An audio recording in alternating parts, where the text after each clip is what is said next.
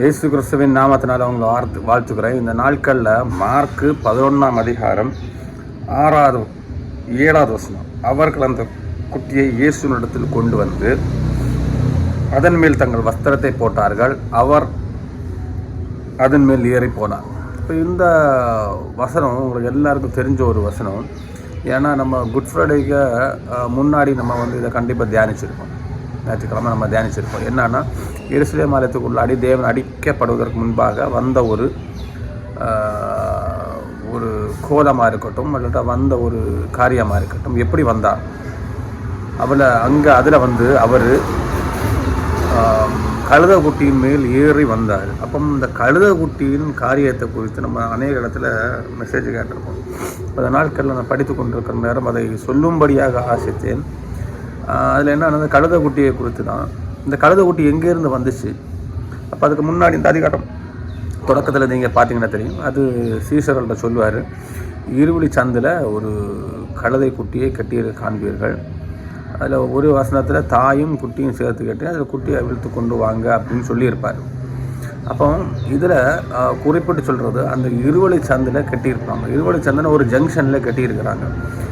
அந்த கழுத குட்டியை யாருமே என்ன பண்ண முடியாது, யூஸ் பண்ண முடியாது. அந்த மாதிரி அதில் கட்டியிருப்பாங்க. ஏன்னா அந்த கழுத குட்டியை கட்டி போட்டிருக்கோம். யாரும் ஒரு காலம் ஏறினது இல்லாத ஒரு கழுத குட்டி.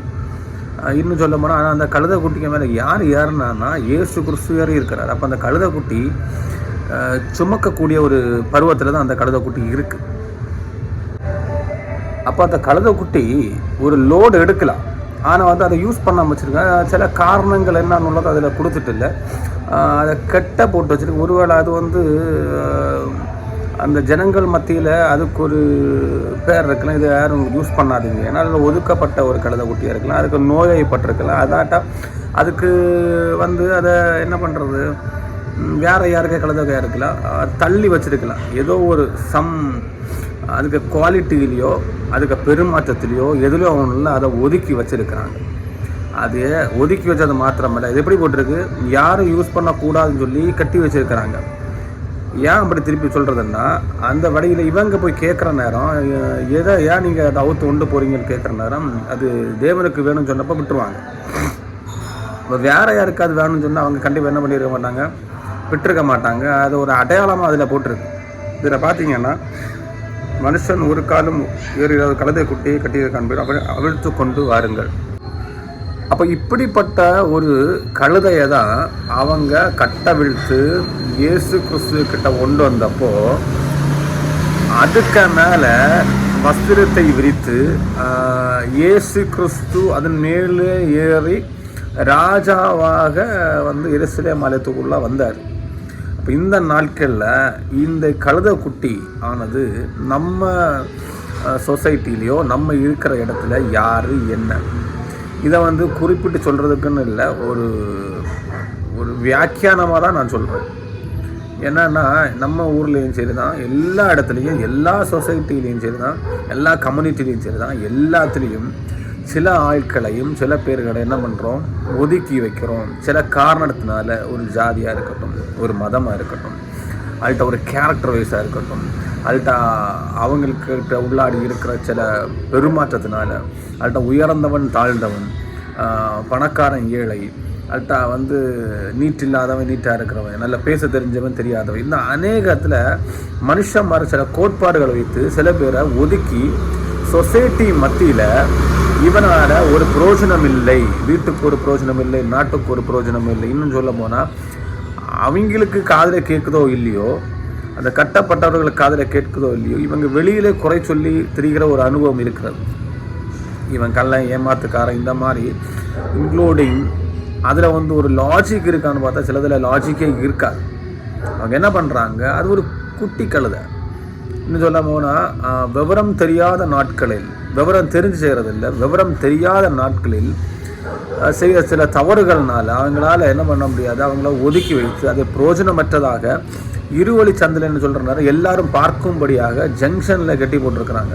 ஏன்னா இந்த கழுதை தேவையில்லாதது, யாரும் யூஸ் பண்ணாதீங்க, ஒரு விதத்துலையும் தேவையில்லாத ஒரு காரியம்னு சொல்லி நம்ம சபையில் இருக்கட்டும், நம்ம வீட்டிலே இருக்கட்டும், எல்லாத்துலேயும் ஒரு பாகுபாடை வைத்து வாழ்ந்து கொண்டிருக்கிற ஒரு சமூகத்தில் தான் நம்மளும் வாழ்ந்துட்டு இருக்கிறோம். அப்படி ஒரு சமூகத்தில் இப்படி ஒதுக்கப்பட்ட கழுதைகளாக அநேக பேர் இருக்கிறாங்க. இதில் இயேசு கிறிஸ்துவை அறிந்தவர்களுக்கு வேலை என்னன்னா, அவர்கள் போய் இந்த கட்டப்பட்டிருக்கிற கழுதைகளை போய் என்ன பண்ணணும், முதல்ல கட்டவிழ்க்கணும். கட்டவிழ்க்கிறதுன்னா சாதாரண விஷயம் இல்லை. அவங்க ஸ்ட்ராங்காக கட்டி போட்டிருப்பாங்க. சும்மா ஒரு கழுதையெல்லாம் அசால்ட்டாக வந்து கட்டி போட முடியாது. 2 உதவுச்சுன்னா வெளியே வந்துடும். அது கட்ட வேண்டிய முறையில் தான் கட்டியிருப்பாங்க. ஒரு கழுதையை கட்டணும்னா அதுக்கு ஒரு முறை இருக்கும். கண்டிப்பாக அந்த முறையில் தான் என்ன பண்ணியிருப்பாங்க, கட்டி வைத்திருப்பார்கள். அந்த முறையில் போயிருந்து அந்த கழுதையை அவுக்கணும்னா கொஞ்சம் பாடுண்டு.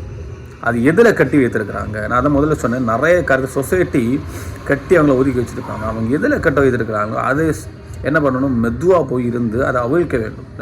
நம்ம மனுஷனுக்கு உள்ள காரியத்தில் எதில் எடுத்தால் அவன் எதில் கட்ட வைத்திருக்கிறானோ அவன்கிட்ட போய் இதை பேசி கொஞ்சம் நேரம் ஸ்பெண்ட் பண்ணி அவனுக்கு மனசை சமாதானப்படுத்தி, ஓகே இது நல்லதுக்கு தான் நாங்கள் செய்ய வந்திருக்கிறோம், அவனுக்கு ஒரு கான்ஃபிடென்ட் லெவல் கொடுத்து அவனை வெளியே கொண்டு வாரது மட்டும். அது ஒரு ப்ரேயர் லைஃபாக இருக்கட்டும், அவனை ஒரு சபையில் போய் அவனை கட்ட வைக்கிறதா இருக்கட்டும், அல்லது அவனை என்ன பண்ணுறது, சபைன்னு சொல்கிறத விட அவன் எதில் லாக் பண்ணியிருக்கிறானோ அதுலேருந்து வெளியே கொண்டு வந்து அவனுக்கு ஒரு சமாதானத்தை கட்டளையிட்டு அதன் பிற்பாடு அவனை என்ன பண்ணணும்னா வெளியே கொண்டு வந்து யாருக்கு நேராக கொண்டு வர்றாங்க, இயேசு கிறிஸ்துவின் நேராக.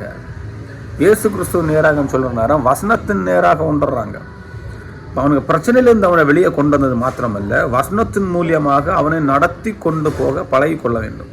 அவனை நேரம் என்ன பண்ணுறோம், நம்ம அநேக நாட்கள் ஒரு பிரச்சனையிலேருந்து ஒரு ஆளை ரிலீஸ் பண்ணி விட்டுட்டு திருப்பியும் அந்த உலகத்தில் போட்டுட்டு போனால் பிரோஜனம் இல்லாதவனாக திருப்பி என்ன ஆகும், அந்த கழுதை குட்டி அங்கே தான் கட்டி போடுவாங்க.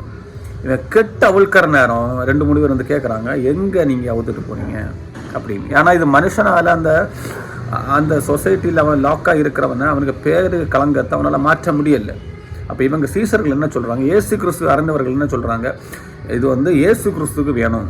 அப்போ இயேசு கிறிஸ்துக்கு வேணும்னு சொன்ன மாத்திரத்தில் யாரால் ஒதுக்கப்பட்டிருந்தாங்களோ அந்த சொசைட்டியோ அந்த கன்சர்ன்ஸ் சர்ச்சோ அல்லது ஏதோ ஒரு காரியம் கட்டவிழ்க்க தொடங்குற நேரமே அவங்க என்ன பண்ணுறாங்க, ஓ இயேசு கிறிஸ்து வேணுமா, ஓகே எடுத்து ரிலீஸ் பண்ணி விடுறாங்க. சரி நீங்கள் கொண்டு போங்க. அப்படியா அது அந்த கழுதை மாறுகிறதா என்று எதிர்பார்ப்போம் என்ற எண்ணத்தோடு இல்லைன்னா இயேசு கிறிஸ்துட்ட போனால் அது கண்டிப்பாக மாறணும் உள்ள விசுவாசம். 2 காரியம்தான். அப்போ இயேசு கிறிஸ்துவை பற்றி இவர்கள் சொல்லியிருப்பாங்க.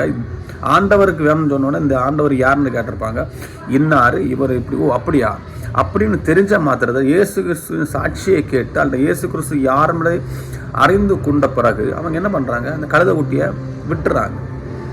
அதுக்கப்புறம் அவங்க என்ன பண்ணியிருப்பாங்க, சரி இயேசு கிறிஸ்து வேணும்னா திருப்பியும் இயேசு கிறிஸ்துகிட்ட போய் இந்த கழுதை அங்கேயும் போய் அடிமையாக தான் இருக்க போகுது, இதை வச்சு ஒன்றும் பிரயோஜனம் இல்லை, சரி அவர் கொண்டு போய் ஏதாவது பார்க்கட்டும் அப்படின்னு சொல்லி விட்டுருப்பாங்க. ஆனால் நடந்த சம்பவம் என்னன்னா, கழுதை குட்டியை இயேசு கிறிஸ்துகிட்ட போனப்போ அதுவரை அந்த கழுதை குட்டி எங்கே இருந்துச்சுன்னா தெருவில் இருந்துச்சு. என்னைக்கு அது கட்டவிழ்க்கப்பட்டு சொசைட்டியிலேருந்து மாறி இயேசு கிறிஸ்துக்கு உள்ளாடி வருதோ, இயேசு கிறிஸ்துக்கு உள்ளாடி வரும்போது சொசைட்டி வெளியே போகுது. சொசைட்டியில் கட்டப்பட்டிருந்த அந்த கயிறு வெளியே போகுது, அந்த இருவழி சந்து வெளியே போகுது. இன்னும் சொல்ல போனால் அதுக்கு கழுதை குட்டியை அதுவரை வேண்டான்னு வச்சுருந்த ஒரு காரியத்தில் இந்த கழுதை வெட்டி யூஸ் ஆகுது.